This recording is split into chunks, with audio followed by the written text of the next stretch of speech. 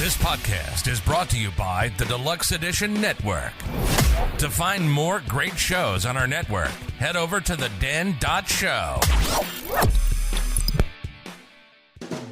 I'll show you exactly what I'm talking about. Don't quote me on that. And then you couldn't stop talking about it. No, I could. Let me see one of those so I can see how it fits in my big old paw. Till next time, go take on the world. What is going on? And welcome to Take on the World with Johnny and Mike D. Lexi got called into work, so she Boo. cannot join us today. Boo boo boo. So we decided we're going to do a couple gear reviews and knife reviews. Johnny's got a plethora of knives here. Yes, you can't see it. It's behind the monitor. Do you even know what a plethora is? I do not. I would like to think that if you used a word, you knew what it meant. I'm sorry, El Jefe. So, what do you got for us today, bro? I got the one and the only Buck 110 Hunter folding knife. So this is like the classic buck knife. Yes. Okay. Yeah, this is like, I kept remember one of those, I kept calling them like a gentleman's knife or your grandpa's knife. And this is, I don't know if this is the first knife they made that was a folder, but I mean, it's their classic knife. Like, it doesn't get any more buck than that. Right. Well, like you look at that and as soon as you see it, yeah. like I don't know the buck stop shell. I don't know knives. I see that. I see that's a buck knife. Yeah, and then I remember my dad's like, Jesus Christ, I used to carry one of those when I was a kid, and so probably like those 007 knives. You remember those? It was just like a big wooden handle, and you could flick it open. I don't think it had a lock on it or nothing. They're like $10. You can buy them at a corner store. But that's probably like this. Everyone had one in their freaking pocket or in their locker at school when you could take guns and knives to school. I remember that. I don't, but I remember kids saying that they could. And it would like a lot of big hunters out here. And they would bring their shotgun to school with them on a Friday and then head out Friday evening after school to go, whatever, duck hunting, small game hunting, what have you. So, I say let's just get right into it. I actually remember those days. I remember pulling in a parking lot of my school, and anybody at a pickup truck had a gun rack in the back, and there was 1 or 2 guns in it. Yeah. Yeah, it's definitely not like that nowadays. No. Now they call the police on you. Yeah, you're going to jail. You're going to jail, scumbag. So anyways, what we have here for you today is the beautiful classic Buck 110 Hunter folding knife. And I'll tell you right off the bat, it comes with a leather sheath. And when I got this leather sheath, brand new, and I put the knife in there, let's see if I can show this to you guys. It probably barely fit. No, it was loose, but when it went down to the bottom, it would. Oh, this is gonna be hard to pick up. There's the leather sheath would press down on the knife like that. Oh, okay. Okay. So if you look in the back here, where this spacer is, the tip of the knife, you can't see it on there, but if you press down, the tip of the knife will hit that spacer. So I didn't want it to fuck the edge up, chip it possibly. So I did a little trick that our old friend, God bless his soul, Marty Gordner, did with his ice skates when he used to play hockey. They wore leather skates. So what they would do is they would soak the leather in hot water for like 10-15 minutes. So I soaked this in hot water for about 10-15 minutes, and I put the knife in there, closed this, and I put a towel over top of it, and I put a 20-pound weight on top of it, just something to kind of squish it down. And you can kind of see, I know you can see that. Yeah. How it took the shape of the knife. Yeah. And I've actually shaped leather like that for a holster. Yeah. Yeah, it works great. Soak it in water, and I use actually a piece of an antler because it's nice and smooth. Oh, yeah, and then kind of like rub it down. Rub it down. Yeah, that's a great idea. So you'll see along here where it kind of took the shape of the knife. So, man, it fits sweet in there. And guess what? It doesn't push the knife down when I put it in the sheath. Now, is there a direction that has to go in the sheath? It can go in any way, but it's molded to go in this way. So Okay. I like it when it's on my belt sheath. I pull it out. It's tipped down just like you would a regular pocket knife. Okay. It comes out like that. That's one mod I did to it. And then, of course, y'all know me. I got to have the thumb stud. It does not come with this thumb stud. This is an aftermarket piece. I think I bought a pack of 3 for like $7. And you put them on anywhere you want. There's a little Allen key here. Don't know what size it is. I think it's like a 1/8 inch or something. Don't quote me on that. But get you a little anti-seize, or not anti-seize, I'm sorry, Loctite. Put it in the threads there and tighten her down, and she's good to go. And that's definitely makes for a much better opener. And it doesn't take away from doesn't take too much away from it. So the specs on this, here we go. I did. I guess this was made in 1963. That particular knife, or that's when they started making them? I think that's when they started making Okay. this. Not this knife. Wasn't made in 1963. Okay, just that style. The style, yeah, that model. And I believe their headquarters was originally in California. You might want to fact check me on this. And then some point they moved to, I believe, Idaho. And I watched a video last night of it was an elk hunter. I forget. I think it was called Elk Shape or something was his YouTube handle. And it was like this little scrawny kid, and he went to their plant. So it was cool. Like you got the mountains in the background and everything. But fun fact. These when you go to their plant, this specific model, there's a big station or a section that only these are made in.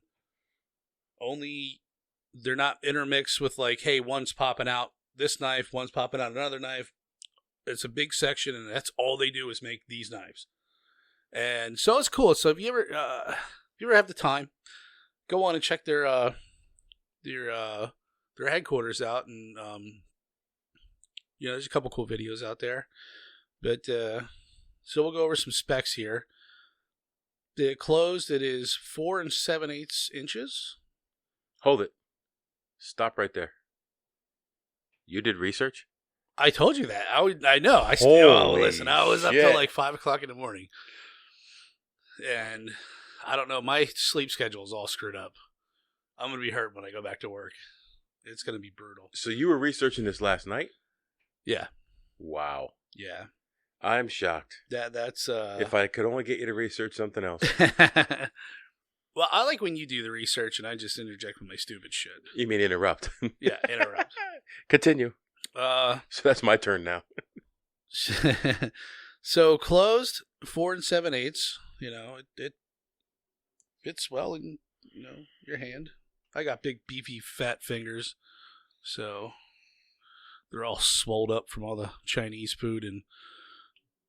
You had Chinese food without me? I did. You fucker. Oh yeah. I ate the chicken wings and I threw the bones out the window. The weight. Now this is where we're probably going to lose a lot of you because there's a ton of people. I can't carry a heavy knife. Weight down my pocket. Well, guess what? I'm a man. I don't mind a little weight in my pocket. You know what I mean? Carrying around this thing in between my legs. So you have plenty of weight left to carry? Yes. So the weight is 7.2 ounces, and so half a pound. Half a pound. Yeah, it's.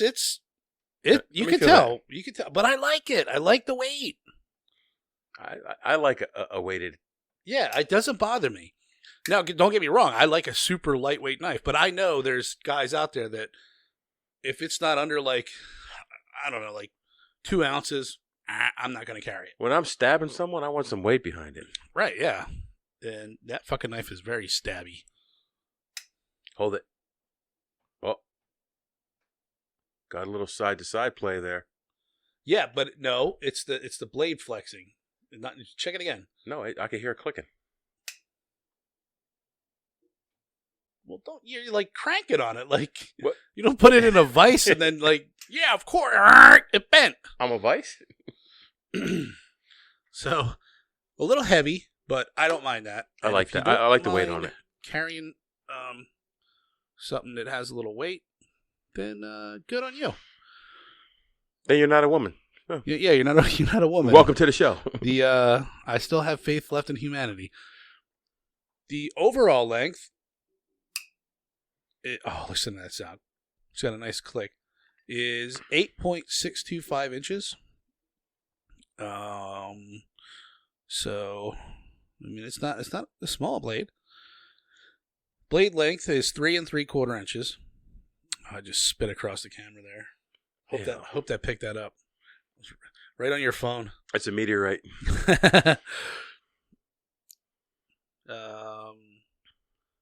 I do not have the thickness. I must have fell asleep at that point. So your research is I incomplete. was a little in and out. I would probably say quarter, 16th. Let me see it. It's under a quarter. Stand by. It's under a quarter.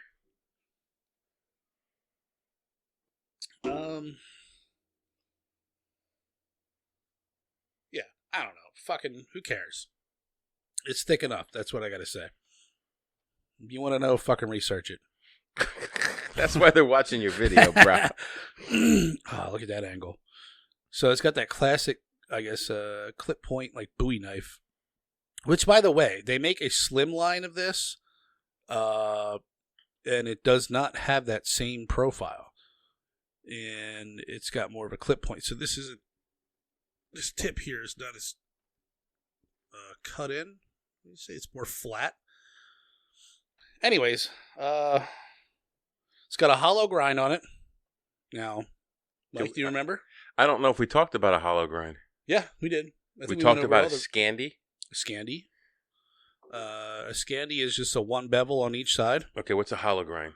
A hollow grind is when they're on the sanding wheel sharpening it.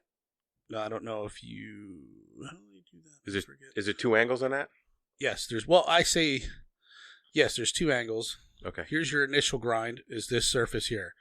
So that's done on a wheel. So as you're on the, and I might be wrong here, but one of my friends is a professional knife maker. Should I give him a plug? Jeremy Crummas, check him out. His knives are fucking fantastic. JeremyCrummas.com. He makes all hand custom folding knives, and he was featured he was on the front cover of Blade magazine, I think. Wow. Oh yeah, and he lives right up the road from here. He's not too far from you. And he actually admits to knowing you? Yeah. Wow. Yeah. But I'll show you some of his knives. Anyways, so from what I went, I believe when you sharpen a knife, it's the edge is up when you sharpen it. I believe. Yes, the edge is up. Because you're looking at what he usually does is if this wasn't sharpened or ground, he would take a caliper, mark the center, and then put a black marker on it, and then scribe it with the caliper, so you know exactly where the center of the edge is. So your one side's not more ground down than the other, right? So it kind of keeps you, so you can look at it that way. So anyways, when you stab people, it's not crooked, right? Okay. Yes, it it won't push the fat to one way or the other. Okay, it just slides right in between. Where the fuck was I? Oh, the hollow grind. So here's your initial grind. So when you're grinding, there's a big wheel. So basically, I can't speak English. You could see it's kind of like scooped out like this. Okay. I don't know if that makes sense in this fucking camera. I got too many fucking cameras going on here. But you could see it if you look down it. You can. I can see it from here. You could tell that the initial grind is like that because there's a wheel coming around. That's what you sharpen on, is a wheel. Okay. So here, let me up in my beer here and show you how it works. And then you put your secondary edge on it. And let me tell you, this cocksucker came razor, hair popping sharp. And kudos to Buck because this thing is so fucking easy to resharpen. Now, they'll get hammered because they use 420 HC. And that's 420 high carbon, which has been around forever. You could probably find knives at Walmart that use this all over. But what I guess makes them proprietary is their heat treatment by Paul Boss. And I guess they call it the Bose or Boss treatment. And whatever it is proprietary, high secret, you think of like a knife as it's like baking a cake. Now go out on a limb here. You got all these things, but it's not finished till you put it in the oven and cook it. Okay. Right? So it has to have the right. So you can have an apple pie, stick it in the oven at 400 degrees for like 6 hours and burn the fuck out of it. It ain't good. You know what I mean? So you got to have like the right temperature. There's a whole thing behind it. They cool the metal at a certain rate too. Right. There's a lot of like they do cryogenic shit. Now I don't know if Buck does that, but I don't know. I wouldn't give up their but it's been working. Even Marty had their classic hunter knife, and I think it looked kind of like this, but it wasn't a folder. And he goes, "God damn, that knife is so fucking sharp." And he skinned and butchered all his deer with that same knife. I know he used it up here when we skinned a deer. And I remember him remarking how freaking sharp that knife was. And I actually think he cut his thumb when we were skinning a deer. It's gone. So, and a side note too, you can get these engraved from the company. I guess you'd have to go through Buck, but it was funny because it was the guy working the one line, and he's like, "Yo, there's some engravings we can't show on TV, but we like the artwork that our customers come up with." So who knows? It's like So they engraved the blade. Yeah, they'll engrave whatever you want. They'll engrave the bolsters here. A lot of the ones they showed were like NRA knives, like they put the NRA logo on there and stuff like that. But you can get whatever you want on here, like "Happy birthday, you fat cocksucker." You know what I mean? So that's cool. And so when I order your next Buck knife, that's what you want on it? Absolutely. But I'll have you know, $20 is $20. $20 is $20.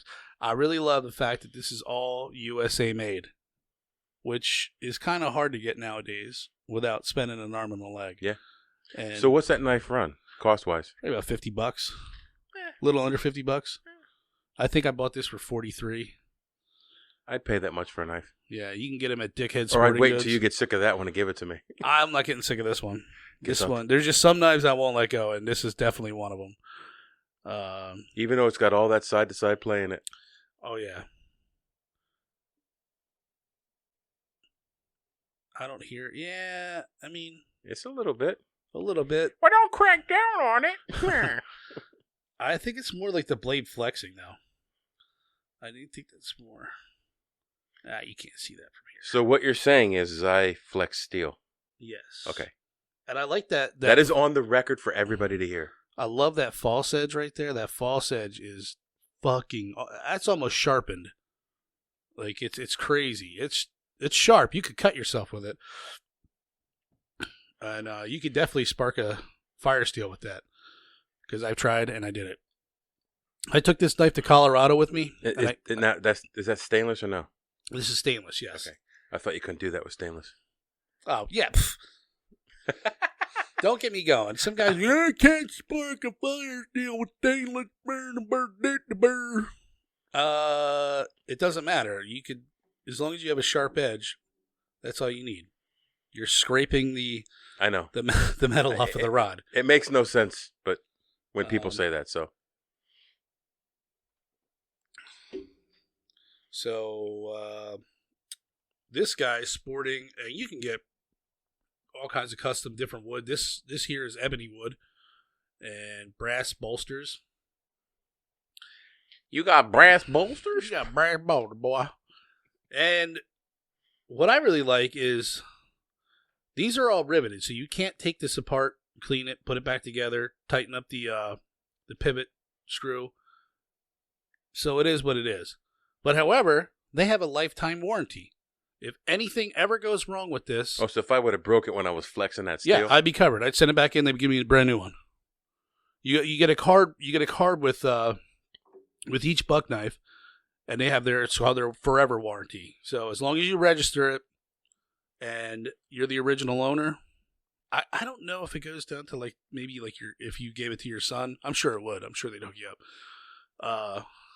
If you fuck it up within reason, okay, even if you're stabbing a fucking car hood and it breaks off on you and I'm an idiot. Do you know that from experience?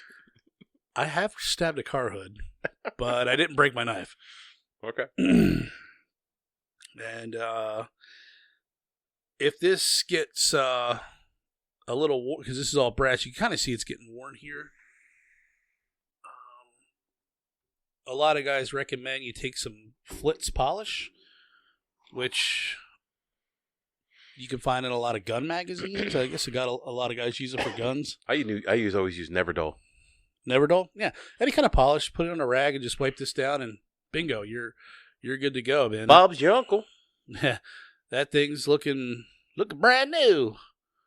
But I carved a bunch of wooden stuff. I didn't use this a lot in processing meat because we didn't get an elk.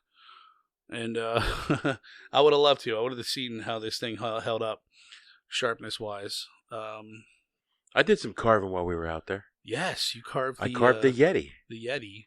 I'm going to put a picture. Still watching I'm going to put a picture of that right here.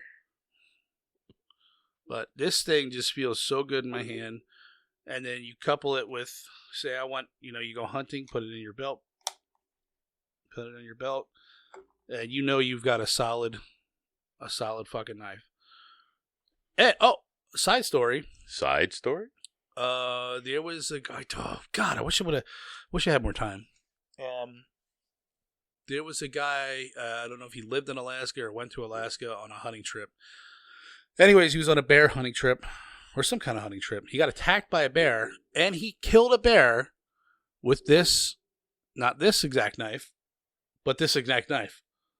That model knife. He killed a bear and it's in some case, and it's in some museum, I think. I don't know. We'll have to look up his name and put that on there because it's pretty cool. You can't find a whole lot of information about him, but this thing saved a man's life from a grizzly bear attack, and I guess he just stabbed the fuck out of it. So that's pretty crazy.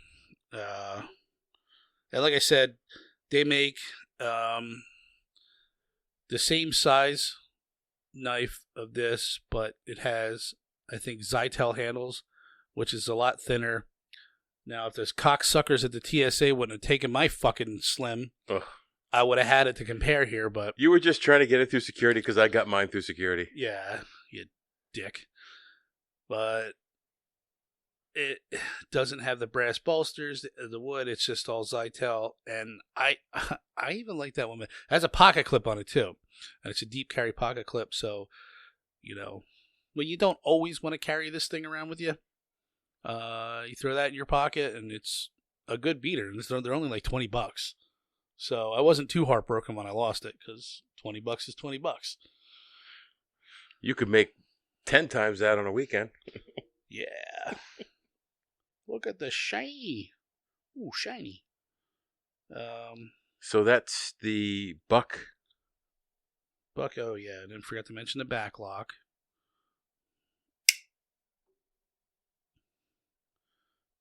What's the model of that one again? It's the 110 Hunter folding knife. 110 Hunter folding knife. Let's see if I can get a little zoomy in there.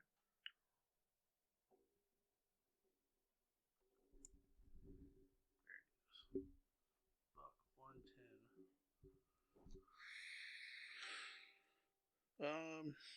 110. One last thing. They also make this exact style, but squattier. So it's got, I think, this has a 3 3/4 inch blade, and the other one I think has a 3-inch blade. Exact same shape, and that one's called the 112 Ranger.